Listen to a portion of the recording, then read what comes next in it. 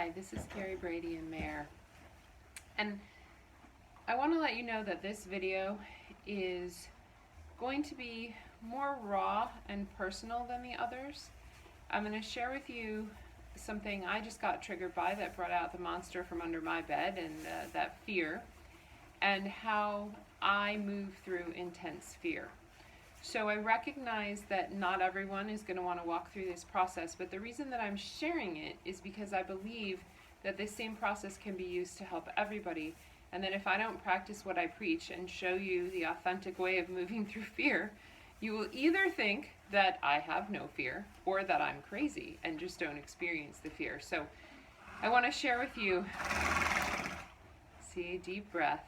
They say, conventional wisdom used to be, you can't show your horse any fear, but current wisdom is that what you show your horse is authenticity. What horses are afraid of is if you're afraid and don't show it and don't acknowledge it and aren't in touch with it.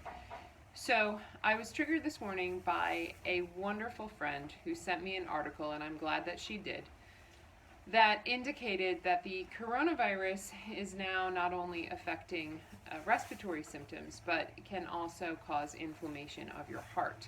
And this was from a very reputable source, this article.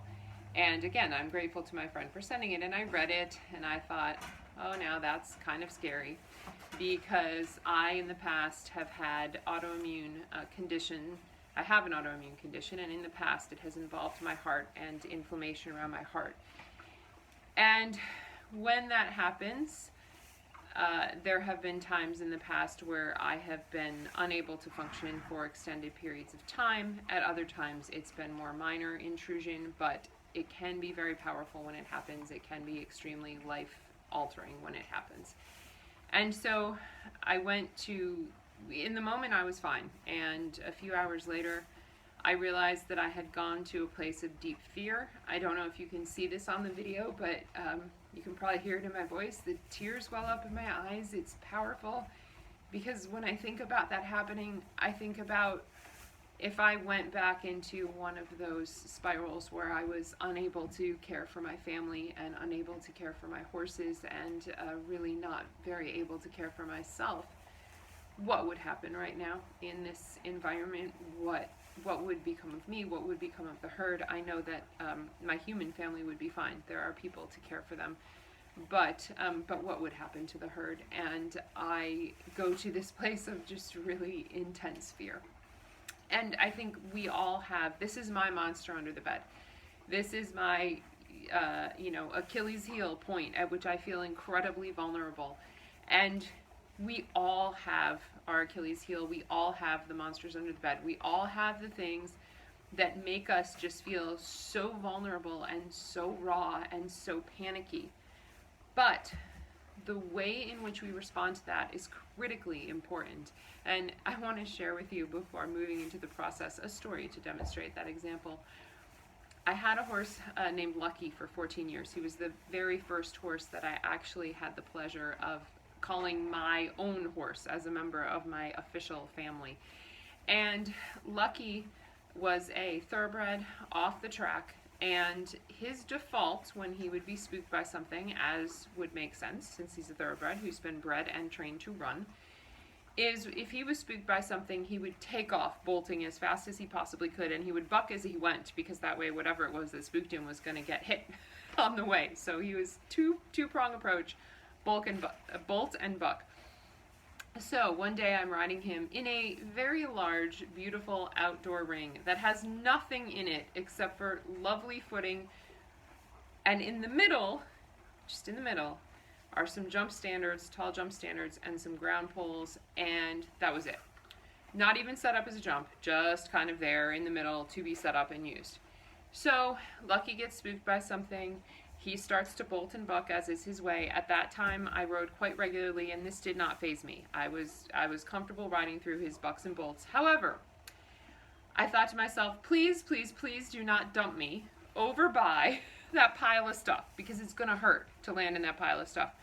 So I start thinking, please, please, please, dump me anywhere. If I'm going to fall off, let me fall off anywhere but in the middle of that ring. And as I started thinking this, because it was a pretty intense thought, as I started thinking this, he headed straight for it. Of course he headed straight for it, because that's where my focus was where were we with respect to this pile of stuff that I didn't want to fall on top of. So I was steering him toward it, is what was happening. And the same thing can be said for our immune systems, particularly when it comes to autoimmune disorders. But whatever it is that we're putting the intensity of our fear behind expands whatever it is we're focusing on. So in my case, yes, autoimmune conditions can be triggered by intense stress. I cannot control the environment in the world right now. This is definitely stressful, but I can control how I respond to it. So when I get in this place where I am emotional, where I well up with tears, where I feel it in my body in that tension, I know that keeping it there, leaving it in my body, does no good for me or anyone who's around me for that matter. So what I do are a few things. One, I move my body. I will put on powerful dance music. It doesn't matter what the music is. I will put it on loud and I will dance to it.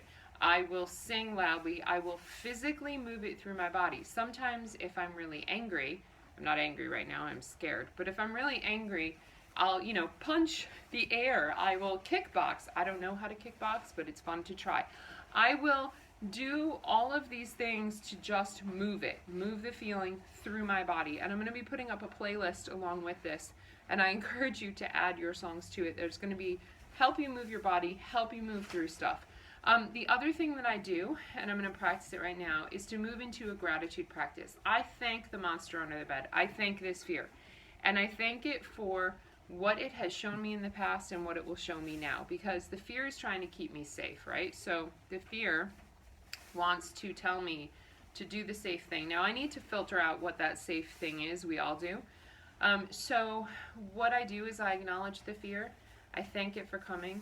I ask my fear to communicate with me in an intuitive kind of way. The intuition that comes through is without that panicky, feel it in your chest emotional energy. So I ask for the wisdom to come through as intuition and to let the emotional response dissipate, but get the essence of the message. And then what I do is I go into gratitude. And so for me, I've been doing a daily gratitude practice for my body. Instead of thinking about, oh, well, I've had this autoimmune condition and I'm worried about it and I'm vulnerable. And those are not good messages for me to be telling my body right now. So what I do is I thank my lungs for every breath they're taking and for being able to oxygenate my entire body. I give thanks for my heart, for every beat that it makes, and for everything that it does to circulate the blood through my body. I give thanks to my immune system for powerfully filtering out hundreds of thousands of things through the course of my life. It is powerful, it is strong, and I give thanks to my immune system for doing that. I offer to partner with my heart, my lungs, my immune system, my entire body to do what is necessary to keep me safe and healthy, to eat well and to sleep and to exercise and to manage my own stress levels so that I can help my immune system and my heart and lungs do their job. I give thanks for having clean water, which isn't the case in many parts of the world, so that I can wash my hands. I give thanks for having, of course, the herd here to continually offer me advice and show me a different way to live. I give thanks for the herd at large, and that includes all of you in the Possibilities Farm community and for the world at large. Of course, I give thanks to my family and friends for knowing that I'm part of a community, and I give thanks for the opportunity to be of service. I give incredible thanks that people are finding these videos helpful, and that in some small way, I am helping make a difference. I'm doing what I can. I can't change everything about what's going on in the world, and we never really can. But I can do my part to be of service and to be supportive and to hopefully make a difference. And that's what I'm doing. And that moves me out of fear, back into the core beliefs of who I am, giving gratitude for where I am right now. And I give gratitude for this moment, because in this moment I'm breathing just fine, my heart is just fine, my family is safe, I'm here in the barn with my herd.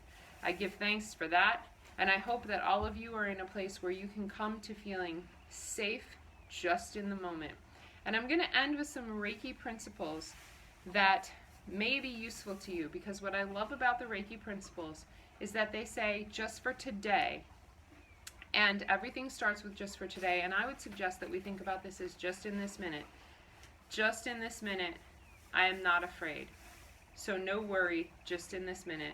There are other principles and we can go into them later, but I see we're almost at 10 minutes on this video, so I'm going to wrap it up. Thank you for being with me. Stay well. See you soon.